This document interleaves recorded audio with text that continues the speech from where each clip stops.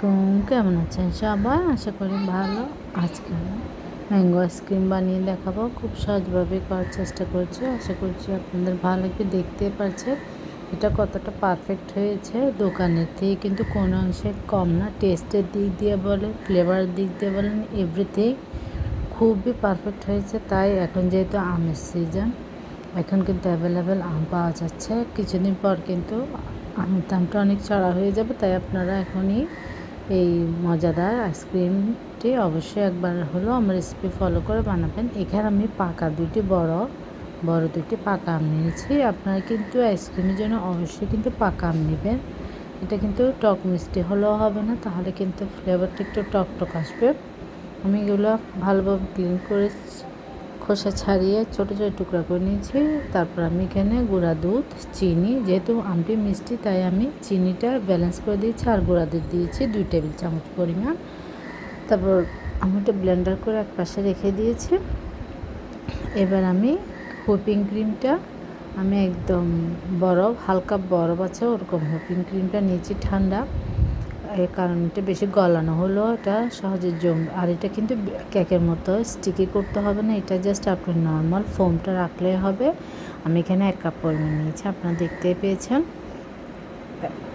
1 litre আইসক্রিমের জন্য কিন্তু 1 কাপ পরিমাণই যথেষ্ট। আপনার যদি আইসক্রিমের পরিমাণটা বেশি হয় তাহলে কিন্তু আপনি ক্রিমের পরিমাণটাও বেশি নেবেন। আমি যেহেতু আজকে 1 লিটার আইসক্রিমটা বানাচ্ছি আপনারা দেখতেই পারবেন, যার জন্য আমি হুইপিং ক্রিমটাও নিয়েছি 1 কাপ পরিমাণ। আমি এটা বিট করার পর এটা কিন্তু বেশি ফোম করিনি। এবার আমি আমের সে পিউরিটি দিয়ে দিচ্ছি। আর আমি এখানে লিকুইড দুধ ইউজ করছি না, কারণ লিকুইড দুধ দিলে এটা কিন্তু একটু নরম হয়ে যাবে, লিকুইডে ভাবটা থেকে যাবে। যার জন্য আপনারা চেষ্টা করবেন গুঁড়া দুধটা অ্যাড করার জন্য। গুঁড়া দুধ অ্যাড করলে টেস্টটাও ভালো আসে, আর এটা কিন্তু খুবই ক্রিমি হয়। যার জন্য আপনারা অবশ্যই চেষ্টা করবেন গুঁড়া দুধ অ্যাড করার জন্য। লিকুইড দুধ দিবেন না, এটা পানি ছেড়ে যাবে। দোকানেরটা কিন্তু যখন বরফ চলে যায় তখন কিন্তু এটা পানি একদম পাতলা হয়ে যায়। এটা কিন্তু তেমন হবে না, এটা অনেকক্ষণ ধরে কিন্তু আপনার ঘনত্বটা থাকবে, আপনারা দেখতেই পারবেন। এটা কিন্তু ব্লেন্ডার করা হয়ে গিয়েছে। এটা খুবই ঝটপট, কিন্তু কিছু ট্রিক্স ফলো করলে কিন্তু হয়ে যাবে। অনেকেই কিন্তু যার কারণে ঝামেলার কারণে ভয়ে বানাতে চায় না, বাসায় সব উপকরণ থাকা সত্ত্বেও। তাই আমি কিন্তু খুব সহজভাবে আপনাদের করে দেখাচ্ছি। দেখুন আমি কিন্তু নিয়ে নিলাম। এভাবেই কিন্তু আপনার ফোমটা কিন্তু এরকমই থাকতে হবে। এটা কিন্তু বেশি স্টিকি, আমরা যেরকম কেকের জন্য ফোম করি সেরকম হবে না। এটা কিন্তু একটু ফোমি রাখবেন, জাস্ট ক্রিমি। এটা বেশি ঘন না আবার বেশি লিকুইডে না। আর এখানে আমি কিছু আমের পাল্প রেখে দিয়েছিলাম এখানে দেওয়ার জন্য, যেন খাওয়ার সময় প্রত্যেকটা লেয়ারে মুখের মধ্যে লাগে, যার জন্য আমি দিচ্ছি। আপনাদের যদি ভালো লাগে আপনারা দিবেন, আর ভালো না লাগলে স্কিপ করতে পারেন। কিন্তু এটা খেতে অনেক অসাধারণ লাগে। খাওয়ার সময় কিন্তু প্রতিটা বাইকের মধ্যে যখন আপনারা বাইটে পাবেন আমের ফ্লেভারটা দেখতে পারবেন এটা কতটা মজা হয়। আর আমি এটা কিন্তু একটু মিক্স করে দিচ্ছি, উপরে নিচে করে দিচ্ছি, যেন এটা দুইভাবে খুব সুন্দর হয়, একটা ডিজাইন হয়। ট্রাস্ট মি, আপনারা আমার রেসিপি ফলো করে যদি আইসক্রিমটা বানান, ট্রাস্ট মি আপনারা কিন্তু এই আইসক্রিমের ফিদা হয়ে যাবেন। এতটাই টেস্টি, এতটাই মজা। আমি এখানে কাঠবাদাম কুচি দিয়ে দিচ্ছি উপরে ফ্লেভারের জন্য। এটা কিন্তু ভালো লাগে, প্রতিটা কামড়ে কিন্তু যখন বাদামটা পড়ে খেতে ভালো লাগে। আপনাদের ভালো লাগলে দিবেন, না স্কিপ করতে পারেন। এটা কিন্তু ভালো যায়। এখানে কিন্তু বোঝার কোনো উপায় নেই। আমি এখানে কাঠবাদাম, কাজু বাদাম দুইটাই দিচ্ছি। আপনাদের কাছে যে বাদামটা অ্যাভেলেবেল থাকবে, শুধু চীনা বাদামটা অ্যাড করবেন না, এটা কিন্তু কখনোই দিবেন না। এটা ছাড়া আপনারা অন্য যে কোনো কাঠবাদাম, কাজু বাদাম, পেস্তা বাদাম যে কোনো একটা দিলেও হবে। এবার আমি এটা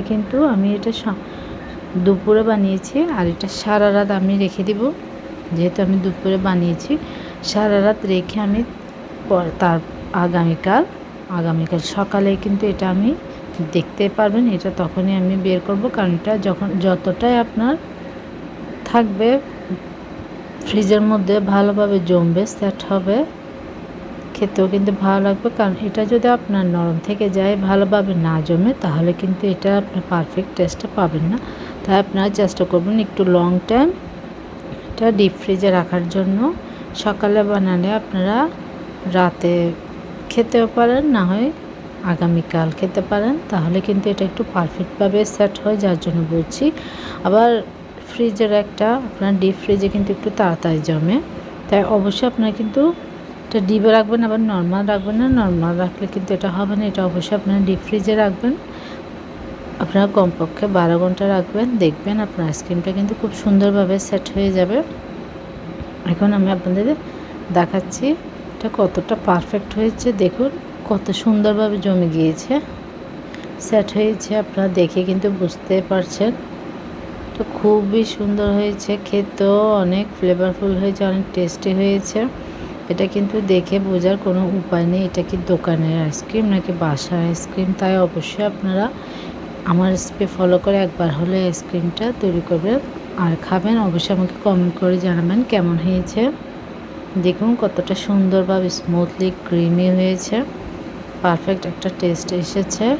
আর আমের যে একটা ফ্লেভার আসতে পারবেন, এটা কিন্তু প্রতিটা চামচের। তাই অবশ্যই আমার রেসিপি ফলো করে একবার হলেও বানাবেন আর আমার চ্যানেলটি সাবস্ক্রাইব করবেন, পাশে থাকা বেল আইকনটি প্রেস করে দেবেন, তাহলে নোটিফিকেশান অন হয়ে যাবে। আর দেখুন কতটা সুন্দর হয়েছে। এটা কিন্তু অনেকক্ষণ কিন্তু এটা বরফটা থাকবে, এটা কিন্তু সহজে গলবে না। দোকানের আইসক্রিমটা কিন্তু আপনার কিছুক্ষণ থাকলে কিন্তু পানির মতো একদম পাতলা হয়ে যায়, কারণ এখানে ওরা কোনো আম বলেন, এটা জাস্ট একটু ফ্লেভার অ্যাড করে বানায়। কিন্তু আপনার এই বাড়িতে যদি আপনি বানান, তাহলে এটা স্বাস্থ্যসম্মত উপায়ে আপনি খুবই মজাদার এবং পারফেক্ট একটা আইসক্রিম বানাতে পারবেন। বাচ্চারাও কিন্তু খুব পছন্দ করবে। তাই অবশ্যই আপনারা আমার রেসিপিটি ফলো করে বানাবেন। ভুল ত্রুটি হলে সরি। আল্লাহ হাফেজ, আসসালামু আলাইকুম।